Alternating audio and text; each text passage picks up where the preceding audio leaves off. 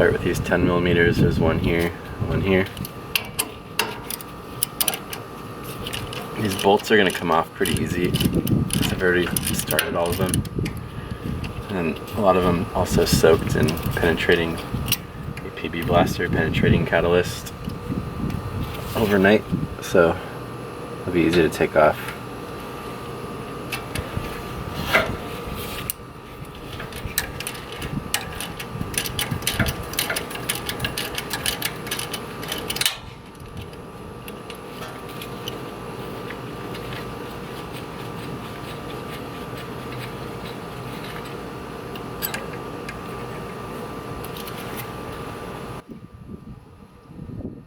It's a good idea to put the bolts back in the holes they came from so you don't lose them.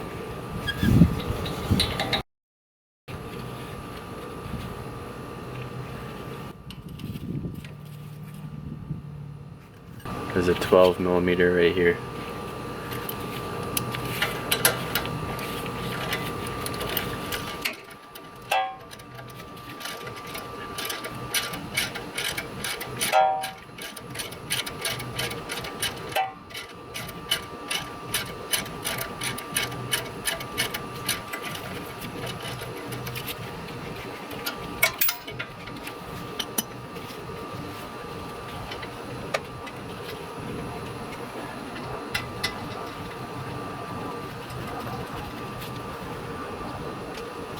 Take this cotter pin out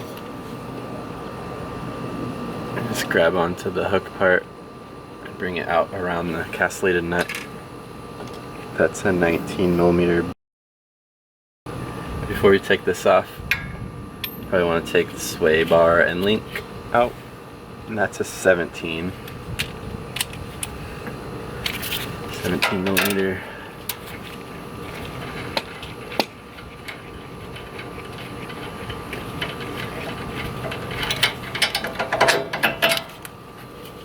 You want to disconnect both sides of the sway bar and link so that the sway bar will move around a little bit, so you get it out of the way, and so you have a little more range of motion on the lower control arm once it's disconnected from this spindle. Now this 19 will fit in here. Like I said, this stuff's all been prepared for the video, so it comes off pretty easy. It's going to come off easier than probably what you'll experience. Then a ball joint removal. It's like a pitchfork. Try not to tear the boot if you're planning to reuse it. Otherwise, if you're replacing the upper control arm, it doesn't really matter if you tear the boot.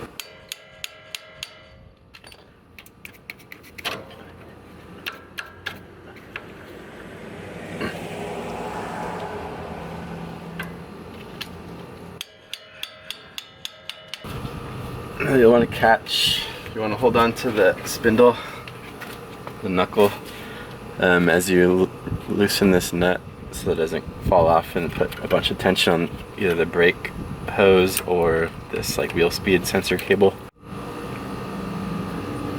When you take this nut off, this will be loose to pivot, supporting the bottom of the lower control arm with the jack or jack stand.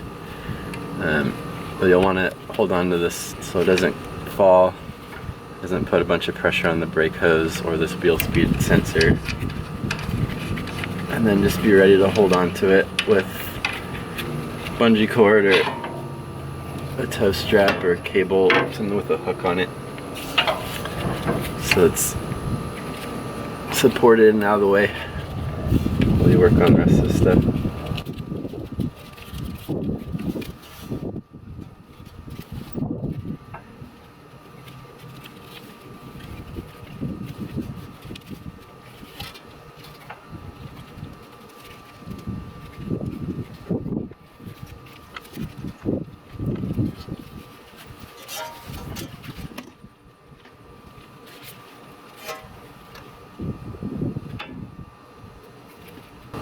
It's free to pivot. You could take this off. It does make taking the shock out a little easier. You don't have to get the sway bar way out of the way. before the shock can come out, you also have to take this 19mm nut and bolt out of the bottom. Down here.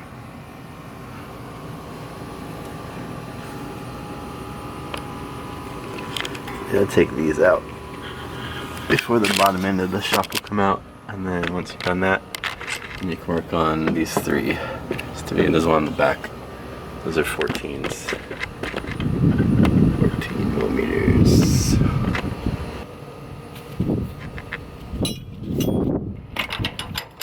19mm bolt up here.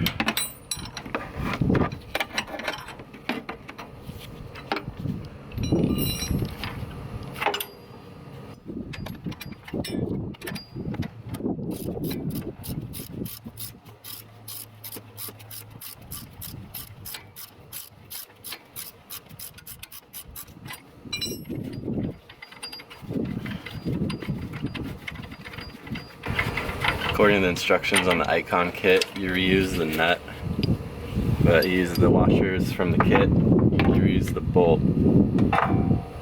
as well, but you don't reuse either of these big washers, the stock ones.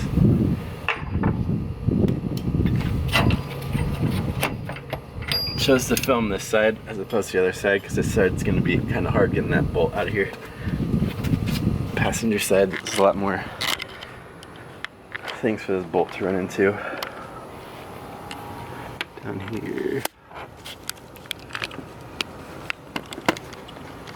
So it didn't end up being that bad. There's a metal line right here that just came out of a plastic retainer. It's hidden behind this bolt right now. And then this refrigerant line, just disconnected it from the bracket. Didn't even really move it a whole lot, but you can see it's made clearance for this bolt to come out.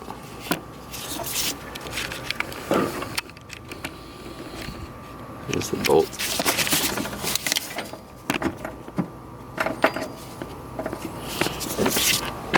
And then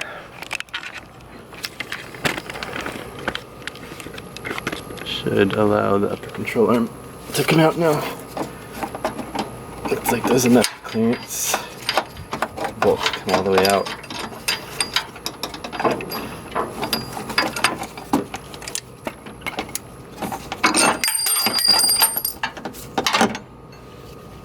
Reusing this and reusing the nut. You can see there's a lot more room to be able to get to this shock now. Coil over. With the spindle supported, no tension on the brake cable. You can lower the lower control arm off of the jack.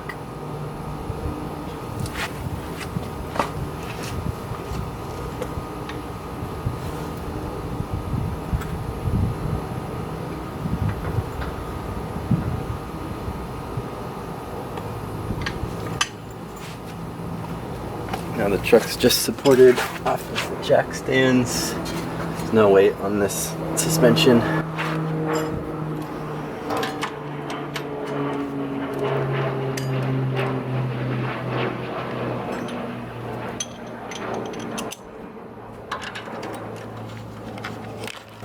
Take this bolt out after we take the nut off to 19.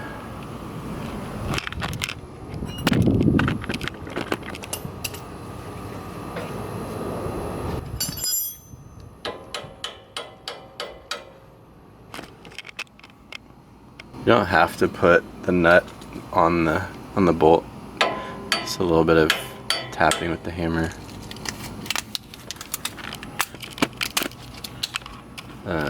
Because these threads are protected, it's got a non-threaded end.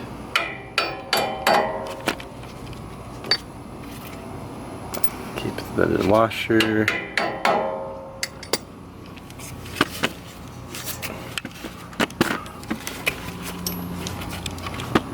I'll use a punch to get it the rest of the way through.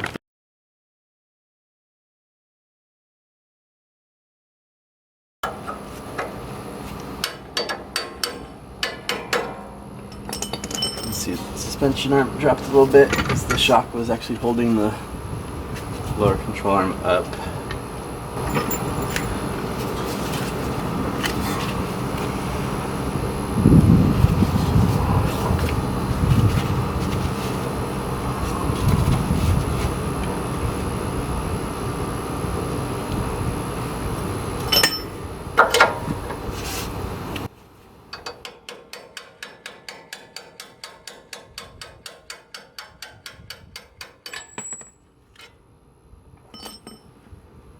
There are the bolts out.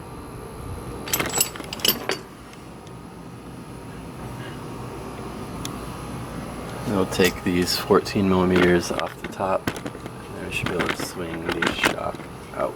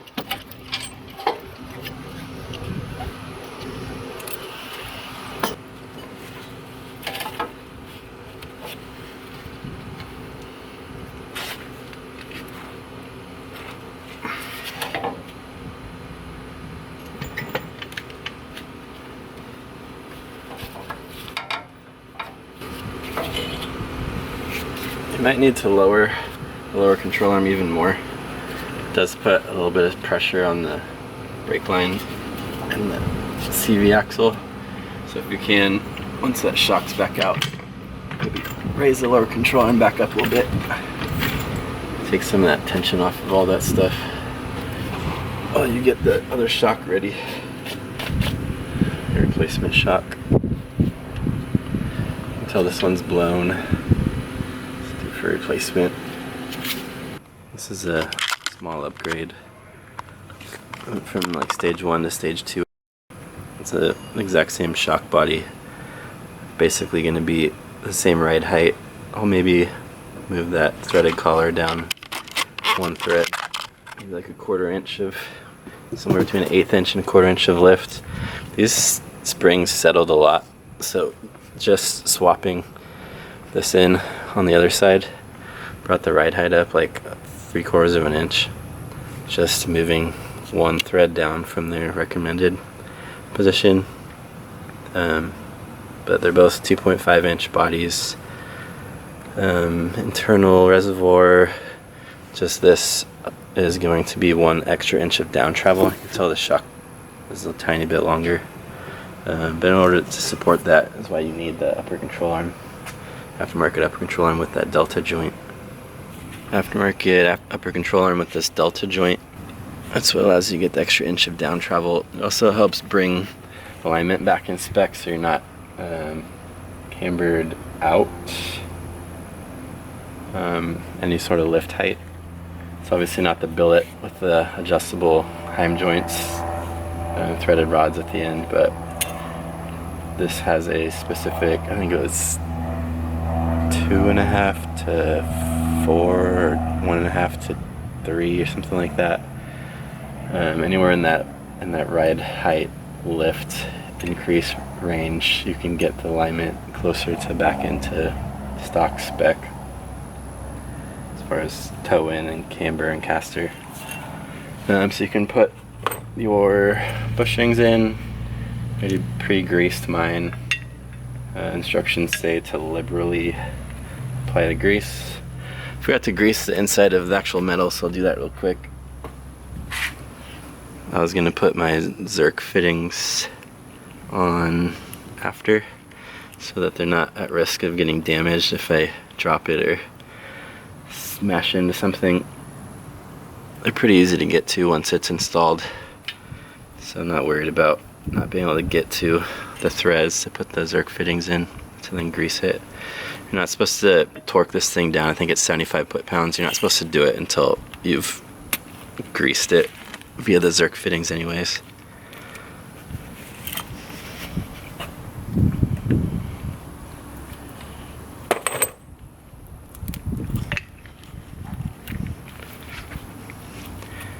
Pretty big mess.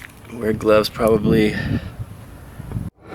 Alright, about time to put the shocks on. Just wanted to draw attention to something really quick. So, passenger side, obviously, I think small mistake from the factory. Those little spacers at the bottom of the shock shaft. You want the longer end facing forward so that you have some clearance from back into the sway bar. So it's not a big deal. These need to come off. These zip ties need to come off anyways. It's holding the two pieces together. But I just need to swap the long end to the front, at least on the passenger side. Do the same thing on the driver's side. The driver's side was configured correctly from straight out of the box, but this one I just have to swap really quick. It's a simple fix. This is how it was. Just pull the spacer out on one side, this out on the other side. It's kind of like a Heim joint in there, but you put a longer spacer facing forward.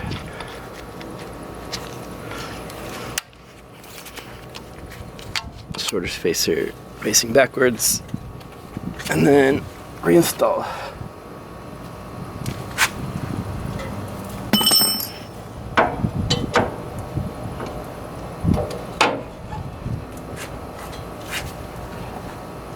Have to lower the lower control arm again. Get some space, especially on these longer ones. Need extra space to get this shock in here.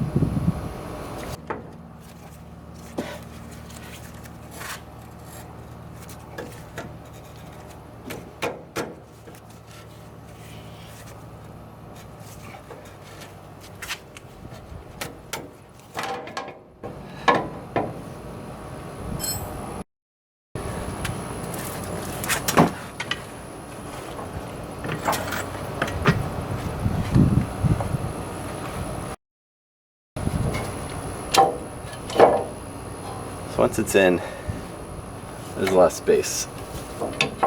See, it's free to kind of move around, but it's getting it past this lip kind of difficult on the longer shock.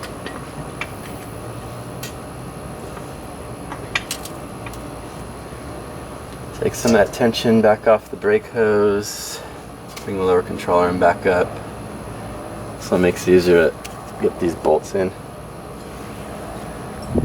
Do that first. Kit comes with new hardware, so might as well just use new bolts.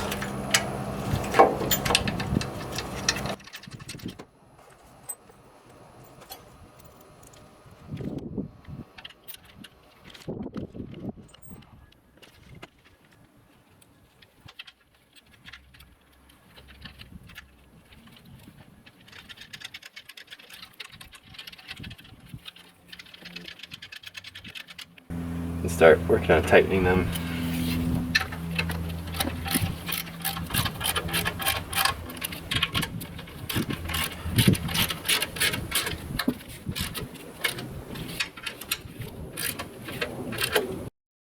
Rear one's obviously a pain. It's hard to get to,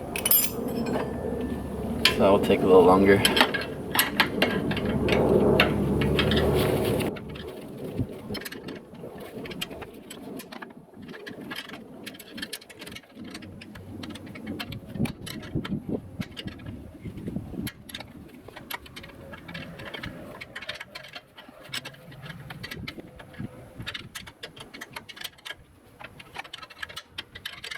We're going to try to get this upper control arm in now. According to the instruction manual, you use one of these bigger washers on either end of these bushings.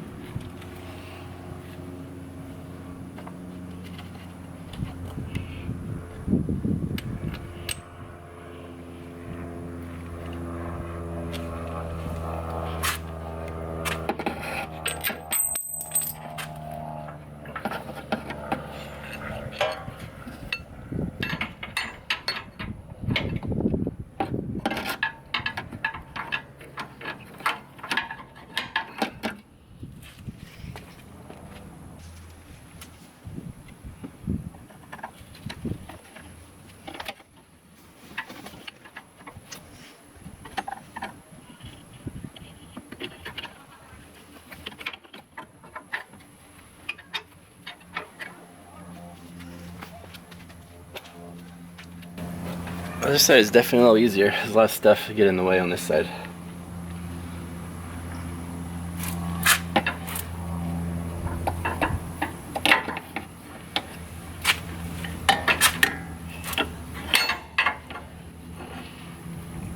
Installing these.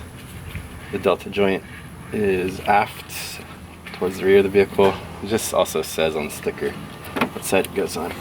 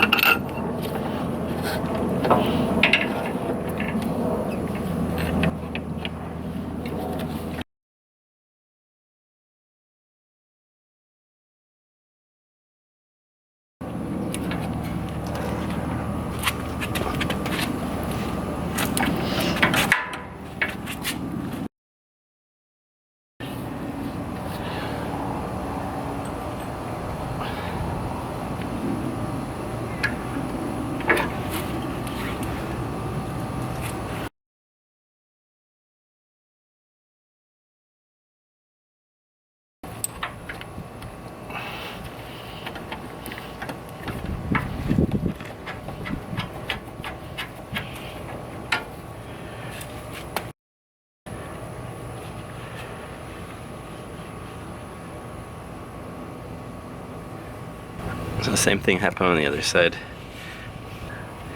Except our control arm is a little tight. So there's not, as it sits, really room to get the washer. This gap. The washer's pretty thick and that gap's not very big, so I just had to stick a little pry bar, flathead screwdriver in there, pull it open, and tap the washer in.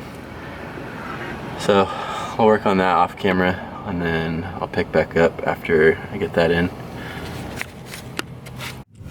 And so that's what I end up having to do, jam a flathead in there and then just barely get the washer in, and then I'll tap it in with a hammer, get it into position.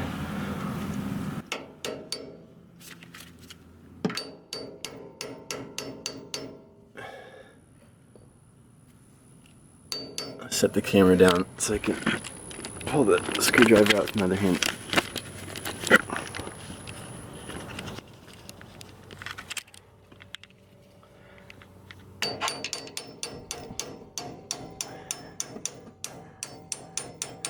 Another thing I did off camera was move this wheel speed sensor cable.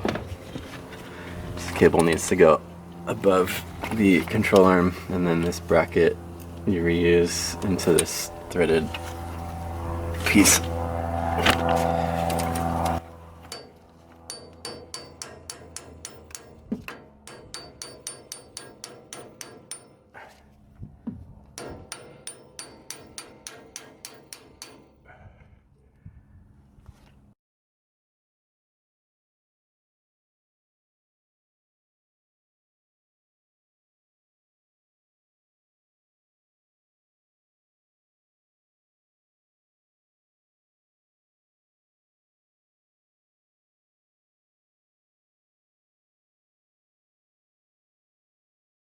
Okay, finally got the washer lined up.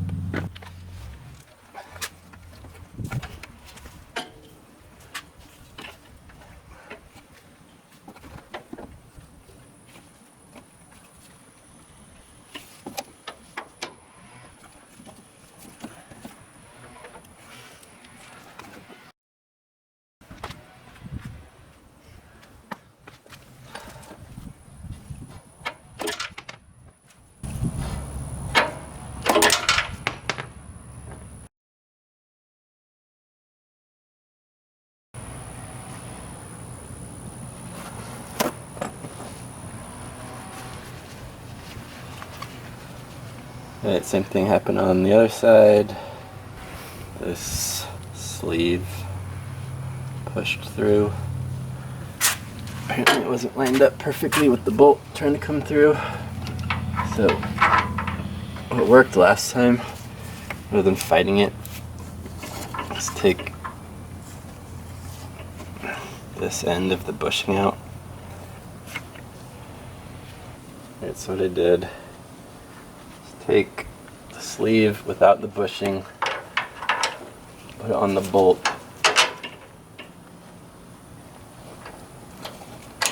Get the bolt far enough through. There's some thread showing.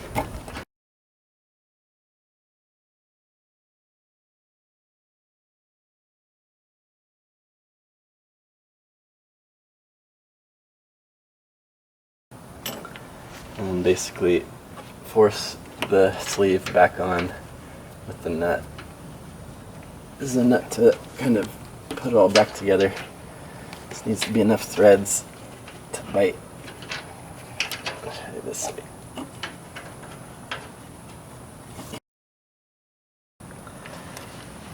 It's a slow process, you just do a little bit at a time.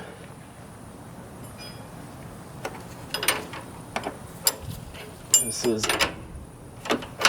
what I ended up having to do on the other side, just to get the upper control arm bushings together.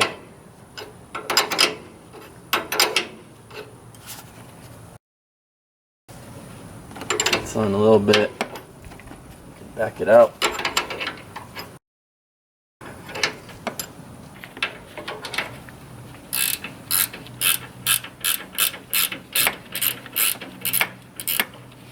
Really hard to see on camera, but this sleeve is finally seating itself in that rubber bushing.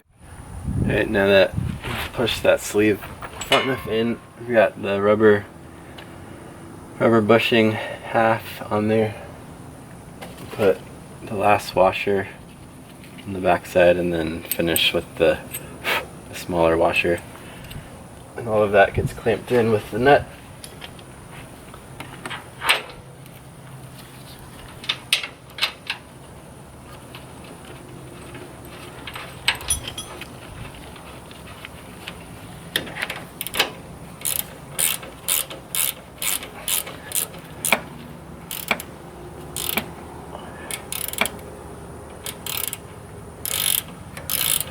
None of this was in the instructions, but that's the only thing I could figure out to make it easier to deal with the kind of difficulty getting that washer in, this small tight gap, and then also the fact that that bolt doesn't want to line up with the sleeve very well. So it's hard to get any of it in here and put together unless you're using this mechanical advantage, having the threads help you.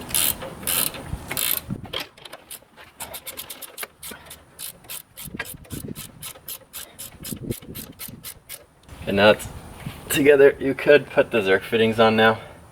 I'm gonna finish putting all this together, but you can see it's really easy to get to the Zerk fittings. Now that it's all put together, it's not tight, it's not torqued to that 75 foot-pounds that the instruction manual calls for, but you're not supposed to do that until you get grease coming out via the Zerk fitting. So we'll skip over that and then lower the control arm back down so we can get this bolt back through the bottom end of the shop.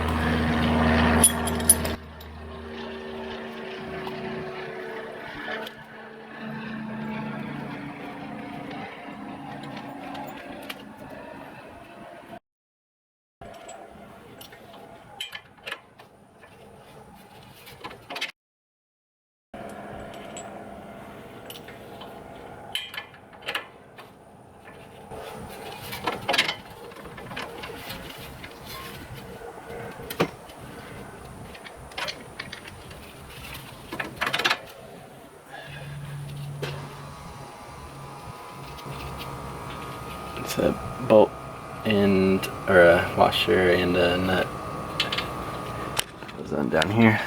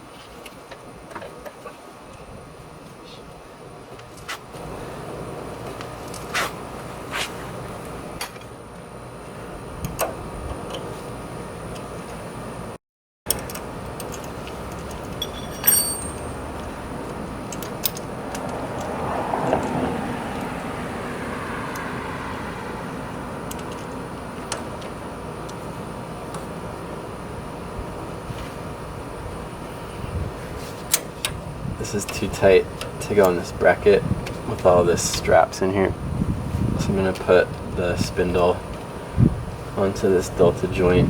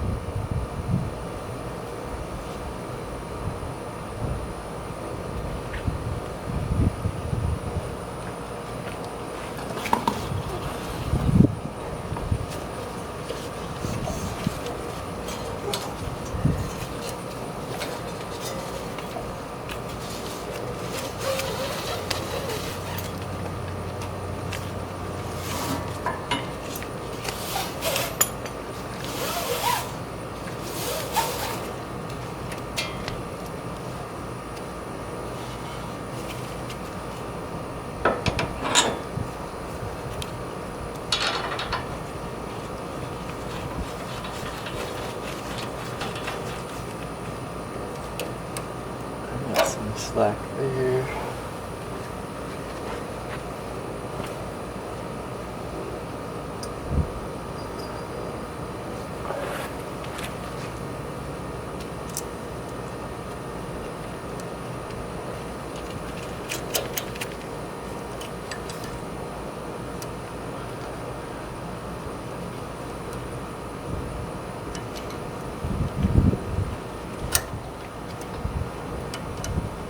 This 10mm bolt goes back in and down here.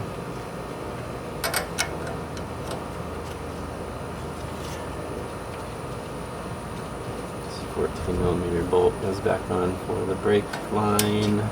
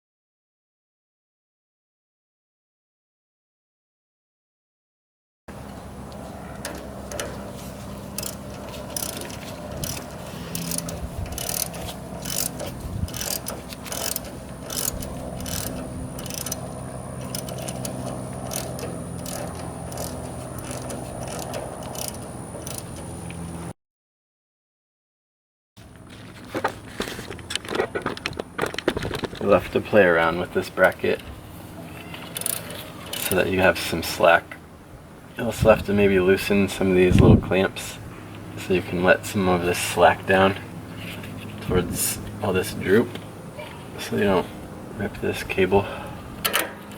But you'll have to adjust this bracket to get it where you want it based on your ride height. So I'm just going to get it on there loose.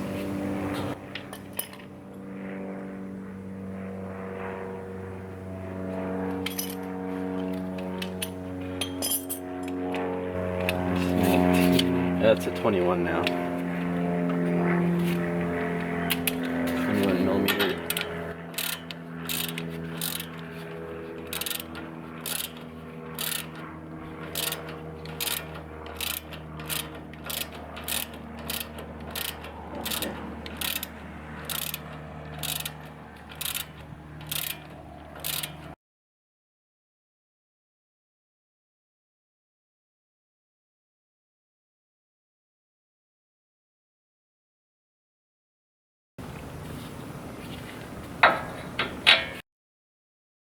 Alright, so we'll tighten the bolt that goes through the upper control arm once we get the Zerk fittings on and grease the Zerk fittings. This will adjust at ride height and droop. Make sure it's where it needs to be. 21 millimeter, 12 millimeter, 10 millimeter back here, 10 millimeter right there. Only other thing is this sway bar end link, and then so we have to adjust the ride height to make it match the other side, so you can not struggle getting these sway bar end links on, unless you just have it disconnected on the other side. But then with this side on, you'll have to adjust the other side so that you can get both sway bar end links on together and not fight it. This is it's a 17. Yeah.